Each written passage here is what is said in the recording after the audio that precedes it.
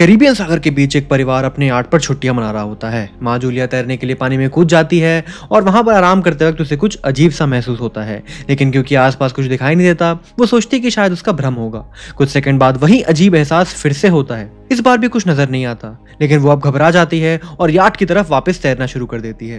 तभी अचानक से कोई उसकी टांग खींचने लगता है और वो मदद के लिए जोर जोर से चिल्लाने लगती है। उसकी बेटी कैसी हेडफोन लगाकर म्यूजिक सुन रही होती है, इसलिए उसे कुछ सुनाई नहीं देता। पति टॉम और बेटा बेन मछली पकड़ने में व्यस्त होते हैं। जूलिया पानी के ऊपर टिकने की कोशिश करती है, लेकिन मुंह में पानी चले जाने की वजह से उसका चिल्लाना और मुश्किल हो जाता है। थोड़ी देर बाद टॉम को एहसास होता है कि काफी देर से उसने अपनी वाइफ जूलिया को नहीं देखा है। वो याट पर उसे ढूंढता है और फिर अपनी पत्नी को वो खतरे में देख लेता है। वो बच्चों को बुलाता है और याट को उस तरफ लेकर के जाता है और फटाफट पानी में कूद जाता है। जल्दी से जूलिया तक पहुंचकर उसे संभालता है और उसे याट की तरफ तैरता हुआ ले आता है। दोनों बच्चे अपने माँ बाप को ऊपर की तरफ खींच लेते हैं और पूरा परिवार जूलिया को संभालता है, लेकिन जूलिया खुद को समझाती है कि शायद लहरों की वजह से ऐसा कुछ हुआ होगा। फिर रात को सब मिलकर बेन का जन्मदिन मनाने लगते हैं। फिर कैसी को उसके बॉयफ्रेंड का कॉल आता है और वो लैपटॉप लेकर के बाहर चली जाती है। वीडियो कॉल में उसका बॉयफ्रेंड दिखाता है कि शहर के ऊपर बड़े बड़े काले बादल छाए हुए हैं। कॉल ग्लिच होकर फ्रीज हो जाती है और कैसी ये बात अपने परिवार को बताने आती है, लेकिन टॉम कहता है कि शायद जमीन से दूर होने की वजह से सिग्नल कमजोर है। लेकिन तभी सबको एक आवाज सुनाई देती है। वे सब बाहर जाते हैं और देखते हैं कि वेल मछलियों का एक बड़ा समूह उनके आसपास गुजर रहा है। टॉम समझाता है कि वेल मछलियां हमेशा पृथ्वी के मैग्नेटिक फील्ड को फॉलो करती हैं, लेकिन जब तूफान आता है तो वो कंफ्यूज हो जाती हैं।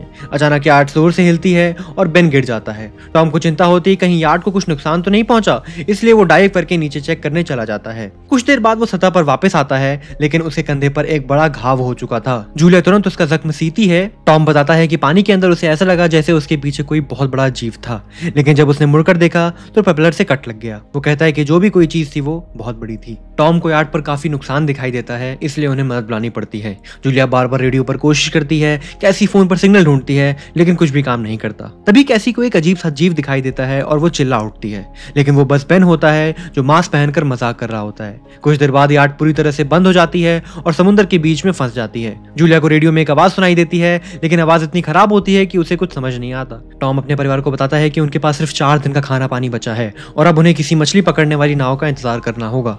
अचानक रडार पर कुछ डिटेक्ट होता है और परिवार को एक अजीब सी आवाज सुनाई देती है। सब दौड़कर बाहर आते हैं और हैरानी से देखते हैं कि सारे मेटेरॉइड जमीन पर गिर रहे हैं। जहां जहां मेटेरॉइड गिरते हैं वहां बड़े बड़े धमाके हो रहे हैं। एक मेटेरॉइड तो पानी में उनके पास गिरता है, तो टॉम तुरंत याट को चलाने की कोशिश करता है। इंजन मुश्किल से चलता है, लेकिन तभी एक और मेटेरॉइड उस इलाके में हिट करता है। परिवार डर के मारे एक दूसरे को कस के पकड़ लेते हैं। तभी टॉम को समझ में आता है कि आग के गोले जो गिर रहे हैं वो कोई मेटेरॉइड नहीं बल्कि सैटेलाइट्स हैं। उसी वक्त बेन देखता है कि उसके याट से धुआं निकल रहा था। टॉम चेक करता है और कंफर्म होता है कि इंजन खराब हो गया है। हवा तेज होने लगती है और फैमिली याट के अंदर जाकर के छुप जाती है, बिना ये नोटिस किए कि कंपास बहुत तेजी से घूम रहा था। याट जोर जोर से हिलने लगता है और बेन दोबारा से गिर जाता है और इस बार उसे चोट भी लग जाती है। लहरें तेजी से उनके बोट से टकराती हैं। टॉम स्ट्रगल करके बाहर जाता है और लाइफ जैकेट्स लेकर के आ जाता है। तभी पावर चली जाती है। टॉम तुरंत पावर बॉक्स का बटन प्रेस करता है और लाइट वापस आ जाती है। उस वक्त बेन नोटिस करता है कि जूलिया की नाक से खून बह रहा है और उसको चक्कर भी आने लगता है, जबकि कैसी सिंक पे जाकर उल्टी करती है। टॉम रेडियो को ट्राई करता रहता है पर सिग्नल बिल्कुल भी नहीं मिलता।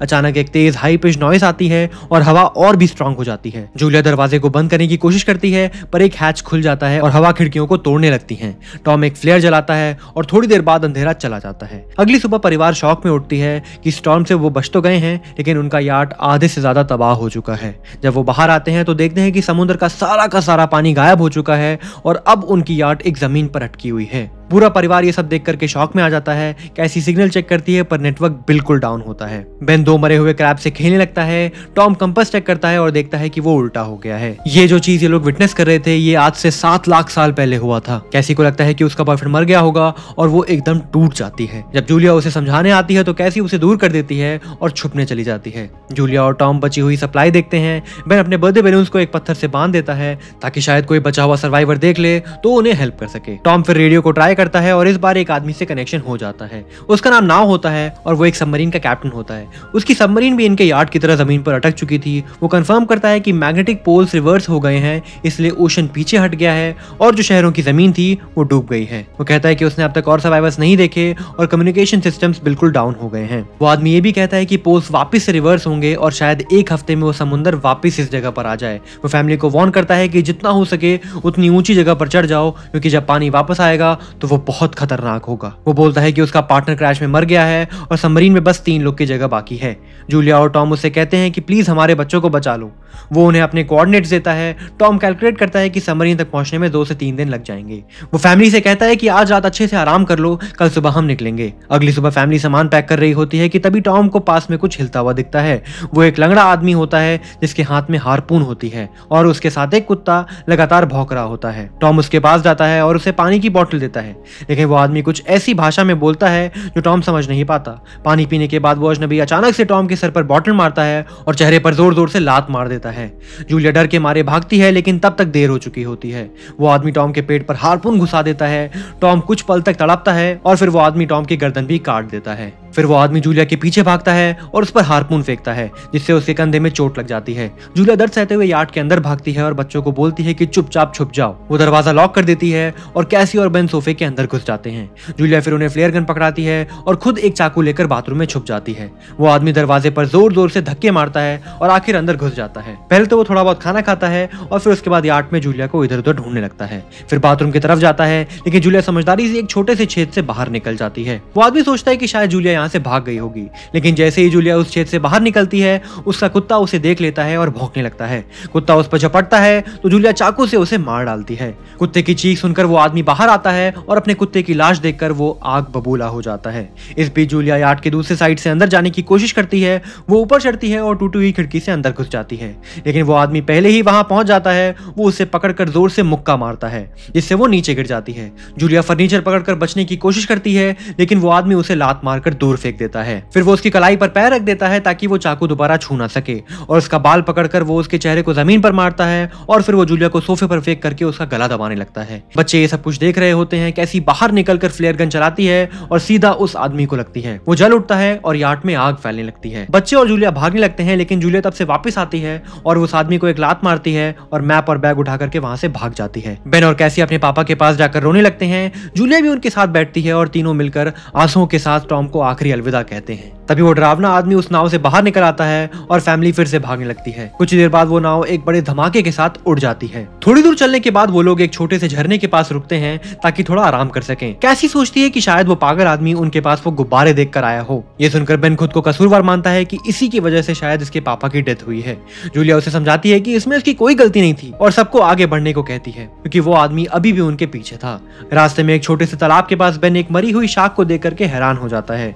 तभी जूलिया नोटिस करती है कि वो आदमी फिर से उनके करीब पहुंचने वाला है। सब लोग दौड़ पड़ते हैं और एक रेत के टिले से नीचे गिर जाते हैं, जहां उन्हें जहरीला कचरा दिखाई देता है। फैमिली सावधानी से उसे पार करती है और लगता है कि उन्होंने उस आदमी से पीछा छुड़ा लिया होगा। चलते चलते उन्हें बड़े बड़े मरे हुए सी एनिमल्स और समुद्र के नीचे जमा हुआ ढेर सारा प्लास्टिक दिखता है। बेन धीरे धीरे चलने लगता है तो जूलिया समझ जाती है कि ये पक्का अब थक चुका है और डिहाइड्रेटेड है। वो सबको रुकने के लिए कहती है और जब वो पानी की बोतल देखती है तो उसे झटका लग जाता है। बोतल में पानी लगभग खत्म हो चुका था। कैसी को एहसास होता है कि शायद उसने बोतल को ठीक से बंद नहीं किया होगा, इसलिए सारा का सारा पानी गिर गया। जूलिया गुस्से में चिल्लाती है कि उसकी लापरवाही की वजह से पानी खत्म हो गया। कैसी जवाब देती है कि क्या फर्क पड़ता है, वैसे भी हम बचने वाले तो है नहीं। दोनों के बीच एक लंबी बहस होती है, फिर भी फैमिली आगे चलती रहती है। कुछ देर बाद उन्हें एक क्रैश हुआ प्लेन मिलता है। अंदर कुछ हिलता हुआ देख सब डर जाते हैं, लेकिन वो सिर्फ कुछ पक्षी ही होते हैं। फैमिली तय करती है कि आज रात वो इसी प्लेन के अंदर गुजारने वाले हैं। वो थोड़ा सा स्नैक शेयर करते हैं और जूलिया को टॉम की जैकेट में एक फैमिली फोटो मिलती है, जिसे देखकर उसका दिल टूट जाता है। कैसी फिर अपनी माँ से पूछती है कि आपकी और पापा की क्या लव स्टोरी थी, क्योंकि सब लोग अपने पापा को याद कर रहे थे। जूलिया मुस्कुराकर बताती है कि टॉम हॉस्पिटल में मेरा पेशेंट था, फिर एक दिन उसने फूल और एक प्यारी सी कविता देकर अपना प्यार जताया था। रात के बीच में कैसी प्लेन के बाहर जाती है, तभी वो डरावना आदमी उसे पीछे से पकड़ने की कोशिश करता है, लेकिन जूलिया अचानक पीछे से उस पर टूट पड़ती है और बार बार चाकू से उस पर वार करती है और उसे मार डालती है। कैसी अपनी माँ को गले लगाकर शांत करती है और अगली सुबह उस आदमी की लाश पर कीड़े गुंड पड़े होते हैं। फैमिली नोटिस करती है कि उसके शरीर पर काफी कटने के निशान हैं, मतलब इस एरिया में कोई खतरनाक जीव छुपा हुआ है। जैसे ही वो लोग वहां से निकलते हैं, क्रैब्स उसके मुंह से बाहर निकल जाते हैं। कुछ घंटों बाद जूलिया और कैसी मैप देख रही होती हैं, लेकिन बेन धीरे से आगे निकल जाता है। जूलिया चिल्लाती है रुक जाओ, लेकिन बेन एक तालाब में झुककर पानी पीने लगता है। जूलिया तुरंत से खींचकर उसको बाहर निकालती है और समझाती है कि अनजान पानी में बीमारी हो सकती है। धूप बहुत तेज हो जाती है तो फैमिली अपने सिर पर कपड़े ढक लेती है। बेन को तभी गर्मी की वजह से खूब चक्कर आने लगते हैं। तभी उन्हें कुछ पुरानी कुर्सियां मिलती हैं और जूलिया और कैसी उसकी मदद से से एक टेम्परेरी शेल्टर बनाते हैं। जूलिया बेन को इंजेक्शन लगाती है और तय करती है कि वो आज रात यहीं बिताने वाले हैं। सुबह जूलिया एक अजीब सी आवाज सुनकर उठती है, बाहर जाकर देखती है तो क्रैब्स का एक बड़ा झुंड उनकी तरफ आ रहा होता है। वो तुरंत बच्चों को उठाती है और तीनों भागना शुरू कर देते हैं। भागते भागते उन्हें एक बड़ा कार्गो शिप दिखाई देता है। वहां 3 क्रू मेंबर्स भी जिंदा होते हैं। एक औरत उनकी मदद करना चाहती है, लेकिन बाकी 2 आदमी मना कर देते हैं और तीनों फैमिली को बाहर छोड़कर कंटेनर के अंदर छुप जाते हैं। क्रैब्स पास आ जाते हैं। जूलिया बच्चों को कंटेनर के ऊपर चढ़ा देती है। खुद जब चढ़ने लगती है तो क्रैब्स उसके पैर को जोर से काट लेते हैं। बच्चे उसे खींचकर ऊपर चढ़ाते हैं, नहीं तो वो नीचे गिर जाती। कंटेनर के एक छोटे से छेद से आधे क्रैब्स अंदर घुस जाते हैं और क्रू मेंबर्स को फिर फायरिंग शुरू करनी पड़ती है, लेकिन क्रैब्स उन पर हावी पड़ जाते हैं और दोनों को मार डालते हैं। आखिरी आदमी छत के होल तक पहुंचता है, लेकिन क्रैब्स उसे भी नीचे खींच लेते हैं और वो भी मर जाता है। जूलिया अपने जख्म पर पट्टी बांधती है और बेहोश हो जाती है। कुछ देर बाद जब वो उठती है तो खुद को रेत के तूफान के बीच अकेली पाती है। वो घबराकर बच्चों को ढूंढने लगती है। एक मरी हुई औरत का हथियार उठाती है और जोर जोर से चिल्लाने लगती है। कैसी उसकी आवाज सुनकर लौट आती है और बताती है कि वो और बेन मदद खोजने के लिए आगे गए थे, लेकिन उन्हें कोई भी नहीं मिला। फिर दोनों बेन से मिलते हैं, जिसे एक खुला कंटेनर मिलता है जहां वो तूफान खत्म होने तक रुकते हैं। जूलिया टॉम का लाइटर निकालती है और अपने जख्म को जलाकर बंद कर देती है, जो बेहद दर्दनाक होता है। तूफान थमने के बाद उन्हें एक कंटेनर मिलता है जिसमें खूब सारा पानी होता है और फिर वो तीनों मिलकर के अपनी प्यास बुझाते हैं। फिर जूलिया उन तीनों मरे हुए लोगों की बॉडी चेक करती है और उसे वहां पर एक रेडियो और एक गन भी मिलती है। जूलिया नाव से संपर्क करती है और बताती है कि उनका मैप खो चुका है। इस पर नाव बताता है कि उन पर अर्थपॉड्स ने हमला किया था। वो अब ऐसे जीव हैं जो ऑक्सीजन की वजह से पूरी तरह पागल हो चुके हैं। अब नाव फैमिली को जल्दी करने को बोलता है, क्योंकि उसके इंस्ट्रूमेंट के कैलकुलेशन के हिसाब से समुद्र उम्मीद से पहले वापस आने वाला है। वो एक फेयर शूट करता है और फैमिली उस दिशा में चलना शुरू कर देती है। लंबी वॉक के बाद फैमिली को एक टूटा हुआ टॉयलेट मिलता है जिसमें बेन पेशाब करता है। वो लोग आखिरकार सबमरीन को पास ही देख लेते हैं, लेकिन वहां पहुंचने के लिए उन्हें एक बड़ा चट्टानी रास्ता पार करना होगा। जैसे ही वो रास्ते से गुजरते हैं, दीवारें हिलने लगती हैं और पत्थर गिरने लगते हैं, जिससे एक भयंकर रॉक स्लाइड हो जाता है और जूलिया तुरंत अपने बच्चों को साइड में धक्का दे देती है और खुद भी पीछे हट जाती है ताकि वो कुचली ना जाए। अब एक पत्थर की दीवार उनके बीच आ गई है। जूलिया बच्चों से कहती है कि वो आगे बढ़ जाएं और उसकी टेंशन ना लें, लेकिन कैसी मना करती है और जोर देती है कि उसकी मां को चढ़ने की कोशिश करनी चाहिए। बहुत बहस होती है और चिल्लाने के बाद जूलिया वादा करती है कि वो बाद में अपने बच्चों को ढूंढ लेगी। मजबूर होकर कैसी अपने भाई को खींचकर आगे ले जाती है। बच्चे चट्टानी रास्ता चढ़कर सबमरीन की तरफ भागते हैं, लेकिन वहां पहुंचकर वो देखते हैं कि नाव बाहर खून में एकदम लटपट खड़ा हुआ है। वो समझाता है कि उसके लिए सब कुछ खत्म हो चुका है और अब वो भी जिंदा बचने वाला है नहीं, और वो फिर उन बच्चों को कहता है कि अब तुम ये सबमरीन ले सकते हो। अब जैसे ही कैसी देखती है कि यहाँ पर 3 लोग की जगह है और हम 2 ही लोग बचे हैं, तो वो फटाफट अपने माँ की तरफ भागते हुए जाती है। तभी जूलिया क्रैब्स को आता देखती है और वो फायरिंग शुरू कर देती है। कुछ क्रैब्स को वो मार देती है, लेकिन झुंड बहुत बड़ा होता है और सबसे लड़ना बहुत मुश्किल हो जाता है।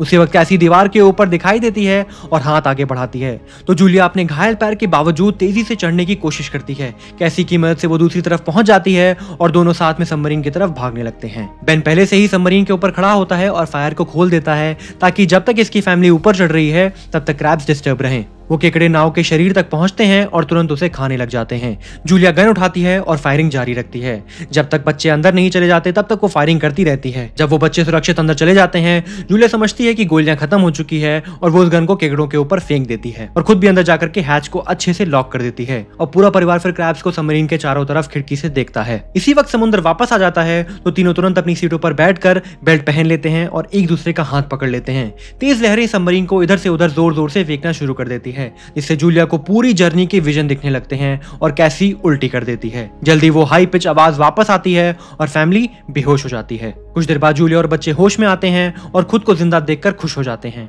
वो हैच अनलॉक करके बाहर निकलते हैं और देखते हैं कि लहरों ने सबमरीन को एक तबाह शहर में लाकर गिरा दिया है। यानी अब जिंदा रहने के लिए नया जीवन शुरू करने की उम्मीद है और यहीं पर फिल्म खत्म हो जाती है। दोस्तों प्लीज मुझे कमेंट्स में बताइएगा कि आपको इस फिल्म की एंडिंग कैसी लगी, क्योंकि फिल्म पूरी थ्रू आउट इतनी अच्छी थी, बहुत अच्छी थी। बहुत अच्छा सर्वाइवल दिखाया, बहुत अच्छा फैमिली का कॉन्सेप्ट दिखाया कि कैसे एक दूसरे की हेल्प कर रहे हैं, बट एंडिंग आकर के एकदम ही बेकार कर दिया। और अगर आप इस चैनल पे नए हैं तो प्लीज इसको सब्सक्राइब कर लीजिए और इस वीडियो को लाइक करके शेयर करिए, ताकि और भी लोगों को इस स्टोरी के बारे में पता चल पाए। Thank you.